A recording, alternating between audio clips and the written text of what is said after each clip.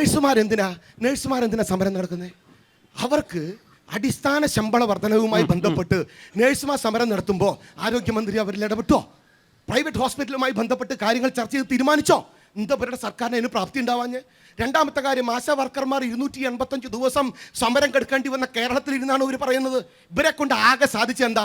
പ്രബുദ്ധ മലയാളിയെ കൊണ്ട് ഗുർണാണി വെള്ളത്തിന് പേരിടാൻ പറ്റി. ഇവർക്ക് മിന്നൽ മാജിക് എന്ന് പേരുണ്ടാക്കാനായിട്ട് മലയാളിയുടെ പ്രബുദ്ധതയെ കൊണ്ടുപോയവരാണ് ഇവർ. എന്നിട്ടാണ് ഇവർ പറയുന്നത് ഞങ്ങൾ എല്ലാം സെറ്റാക്കിയിട്ടുണ്ട്, ഞങ്ങളുടെ കാശ് കൊണ്ട് ഹോർഡിങ്സ് വെച്ചിട്ട് അതിന്റെ പേരിൽ വോട്ട് തട്ടാൻ നടക്കുന്ന നിങ്ങളൊക്കെ എന്ത് രാഷ്ട്രീയമാണുള്ളത്? നിങ്ങൾ ആ പുസ്തകം വായിക്കുന്ന നേരം നിങ്ങൾ ആ പുഴ നന്നാക്കാൻ നോക്ക്. ഈ ട്രാഫിക് ഞാൻ ചോദിക്കട്ടെ, ഈ ഓട്ടുപാറ മുതലേ ആ പാലം വരുമെന്ന് നോക്ക്. ഈ വടക്കാഞ്ചേരിക്കാർക്ക് ശനിയാഴ്ച പുറത്തേക്ക് ഇറങ്ങി നടക്കാൻ പറ്റില്ല, ഇവിടെ ബ്ലോക്ക്. എന്താ കാരണം? ഒരു കാഴ്ചപ്പാടുള്ള, ഒരു ദീർഘവീക്ഷണമുള്ള, ഒരു പ്രാപ്തിയുള്ള, ഒരു കൃത്യമായ ജനപ്രതിനിധി വന്നാൽ റോഡ് ഗതാഗതങ്ങളും കാര്യങ്ങളും ഒരൊറ്റ പറഞ്ഞു നിർത്താം. കുറെ കാര്യം പറഞ്ഞില്ലേ? ആള് പറഞ്ഞില്ല റോഡ് നന്നാക്കണതിന്റെ പുതിയ പേര് BMBCയോ എന്താ സാർ ഒന്ന് പറഞ്ഞെന്ന് ആ സംഭവം. ഞാൻ അത് എന്തിനാ നമ്മൾ കേൾക്കണേ?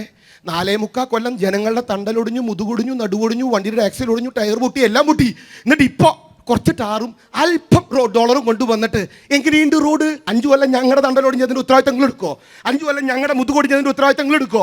5 കൊല്ലം ഞങ്ങളുടെ സമയം നഷ്ടപ്പെട്ടതിൻ്റെ ഉത്തരവാദിത്തം നിങ്ങൾ എടുക്കോ? നിങ്ങളുടെ മുഖ്യമന്ത്രി കേരള നിയമസഭയിൽ തള്ളിയതെന്താണെന്നറിയോ? ഒരു പയ്യൻ വന്നുത്രേ ഈ ശക്തനില്.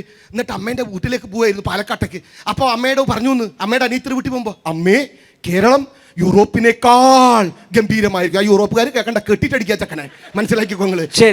യൂറോപ്പ് നന്നായിട്ട് ഇവിടെ നന്നായിട്ടല്ല, ഗുണ്ട് കലക്ക് തന്നെ. ഇപ്പൊ ഇങ്ങോരിപ്പോ ഇവിടെ ചെയ്തില്ലേ? ഇത് നിയമസഭയിൽ ഇവരുടെ ആൾക്കാർ മുഴുവൻ ചെയ്യുക, ജനങ്ങളെ പറ്റിക്കുക, വഞ്ചിക്കുക, ചതിക്കുക, നീതികേട് കാണിക്കുക. എന്നിട്ട് പറയാണ് ഞങ്ങളല്ലാതെ മറ്റാരുണ്ട് ഇതേപോലെ തട്ടിപ്പും വെട്ടിപ്പും പത്തങ്ങി. ശരി, ഓക്കെ.